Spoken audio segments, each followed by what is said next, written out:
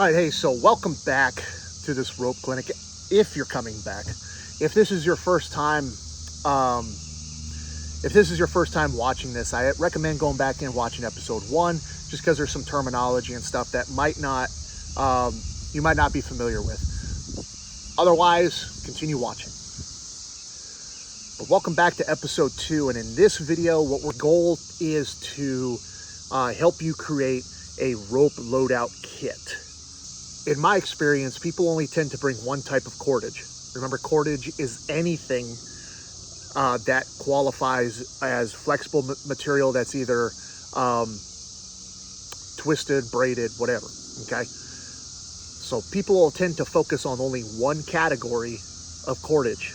And so that cordage would have to absolutely do everything under the sun that you would require to be mission successful.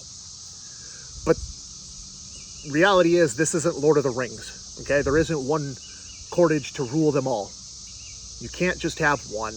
I carry 3 categories, or 3 types. As I said in the previous video, 3 ropes, 3 rolls, 1 kit. So my goal by the end of this video is that you have the knowledge, okay, and the understanding to build your own loadout kit that is not only reliable, but it's quick to deploy, it's modular, and it'll increase your chances of success in any of your outdoor situations.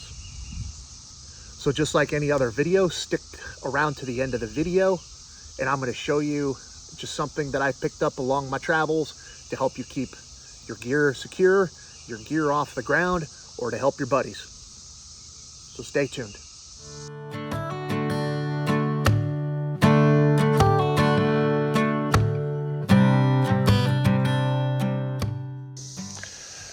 So quickly, before we get too further, let's go ahead and do a quick recap from the last video. What do I mean by 3 ropes, 3 rolls, and 1 kit? Okay. My bank line over here, my number 36 bank line, tarred cover, used for as a burner. Okay, this is the one that I cut it, forget it. My paracord is the mil-spec paracord, braided outer cortex with 7 inner strands, 100 feet. It does 99% of the work around camp and in my life. And then I have my rope here. I have about 20, 30 feet minimum that I use for anything. When I go hunting, this is what I use to haul my animals out. I've used this to rappel out of trees after I'm done hunting. I've used this to pull people out of ditches, whatever. So this is my lifeline, if you will. So when talking about a loadout kit, I always think about being mobile via vehicle or via foot traffic, right? So in my truck, I always keep within my survival container here. I always keep another 100-foot spool of paracord. This is where I'll keep my Kermantle rope 99% of the time, unless I absolutely need it. Like I said, when I'm hunting or whatever, I'll throw it in my pack and bring it with me. And then I have a tow strap. The idea around this truck kit is for emergency purposes. Okay, obviously tow strap for towing, and my rope here for, again, I've used this to help pull people out of ditches. Also, in the event that I need to haul something or secure something or anchor to something. And then I have my cordage right here for any miscellaneous tasks that need to be completed. All right, and then for my EDC, this would be in a pocket or so, in whatever pants I'm wearing, in a Ziploc bag to just protect the material. But I have about 10 to 12 feet of paracord hanked.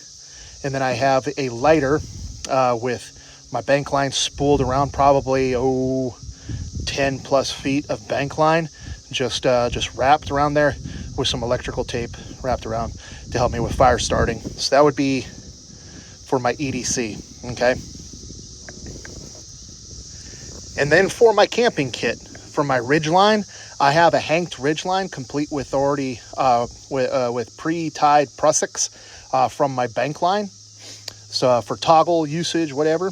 But I got about, about 40, maybe 25, 30, 40 feet of ridge line there.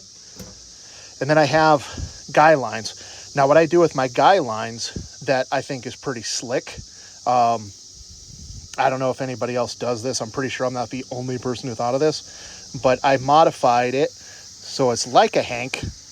Okay. I have my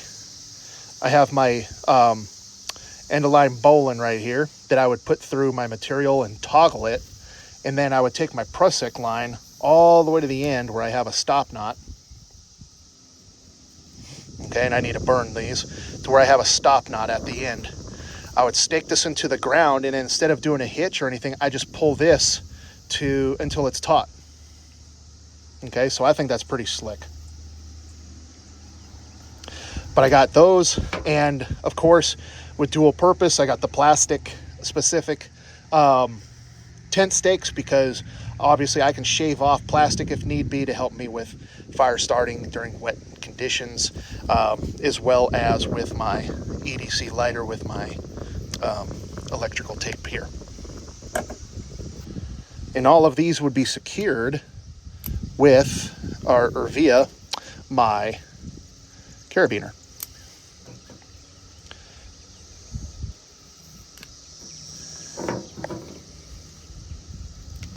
Okay.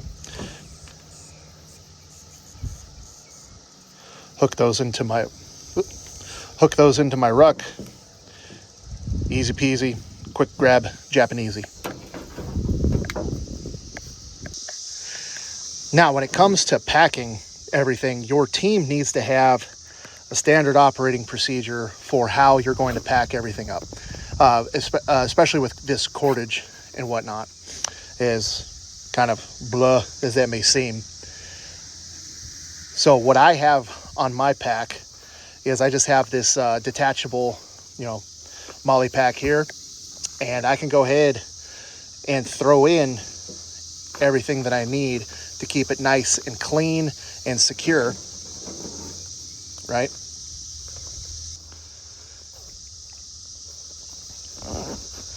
Keep everything stowed. Here's why. When you need it, it's not always going to be the best circumstances. So you need to, one, know where to find it at a moment's notice, and two, be able to deploy blindfolded with one hand, whatever. Okay, so being able to keep everything in one location and everything pre-poed in such a way that you just grab and go and can rapidly deploy is going to be the deal breaker between mission success or mission discomfort. So I hope what you get out of this whole thing is that, if nothing else, just keep it simple. Know the job that you're trying to do, know your environment that you're getting yourself into, and just plan accordingly.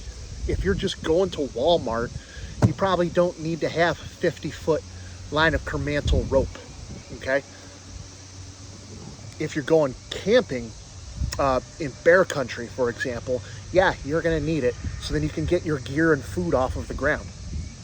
So mission analysis is incredibly important with this, okay? Now, real quick, before we wrap this video up, let's talk quickly about rope discipline. As I mentioned previously, how you stage it will make the difference between success, discomfort, or failure. So in the previous video, we talked about different ways that you can store your cordage via coiling or mountaineering coiling or daisy chain. We saw that coiling is good and all, but it can, whether it's mountaineering coiling or just wrapping it around your arm there, or really deliberately coiling it, it's all good and all, but it would have the tendency to snag or bind on itself, okay? We've talked about daisy chaining, which is my preferred method of storing my rope, okay? Because it doesn't matter how it lays or how you package it, it's not going to twist or bend or whatever and get knotted up. But it's also going to be bulky, so you have to take that into consideration. Now, when it comes to paracord, I prefer hanking, okay?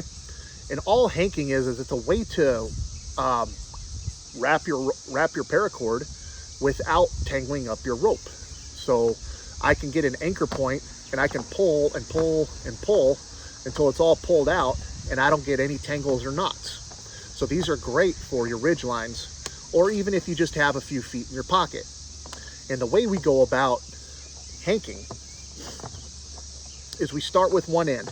Again, I always recommend putting a fixed loop on one end of your cordage. That way, if you need to anchor it, or at the very least, you have a reference point, stop knot, whatever, okay? Whatever you want to call it. And all you're going to do is you're going to lay that in between your pinky and your ring finger. And then you're just going to hook your thumb and you're going to just start crossing it over and over and over.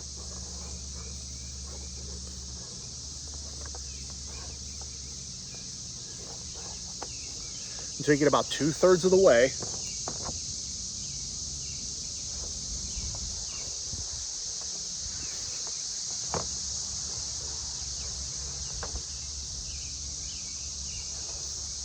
Okay, and your loop and your tail are facing the same direction or laying the same way. I'm going to go ahead and grab, secure it, and then starting at the bottom, much like the mountaineering coil, starting from the bottom, I'm going to start wrapping up, keeping it nice and tight. Another thing with rope discipline is you want to make sure there's no twists or turns or bends while you're coiling or wrapping your ropes. Even when you're doing any knots, you don't want to have any overlap, but you want everything to be nice and clean, nice and tight.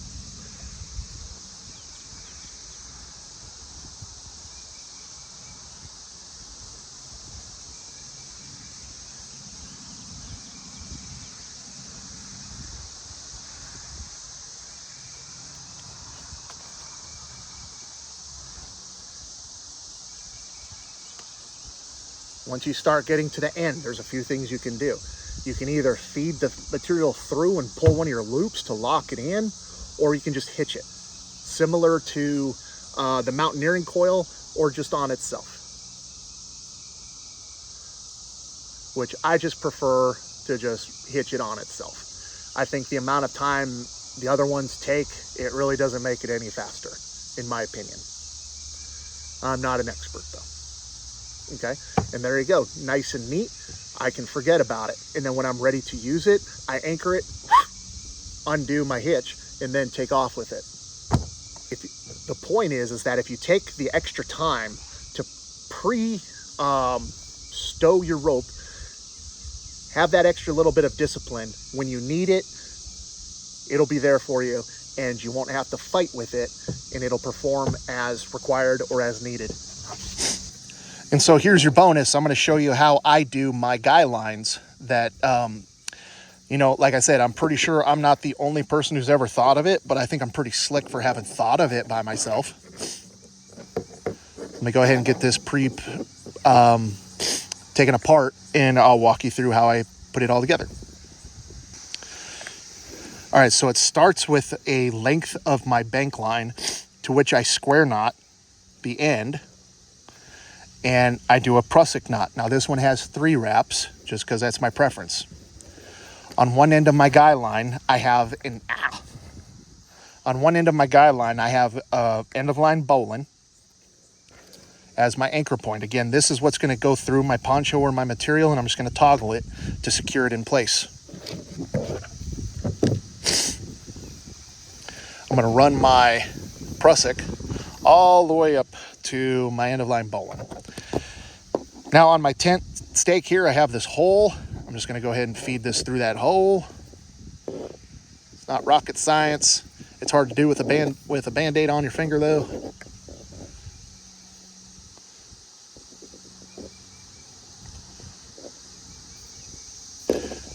Starts puking out the other side. And then from that loop, I'm just going to feed my paracord through it, essentially girth hitching it onto my tent stake, just like so. That way it's nice and secured, not going anywhere. Then from here, it's just like hanking. Place that in between my index finger and my ring finger. But for this, I'm only going to do a couple passes. really only that, because I don't have that much. Whoops. Okay, so I got a couple passes. Pull this out. Now I take my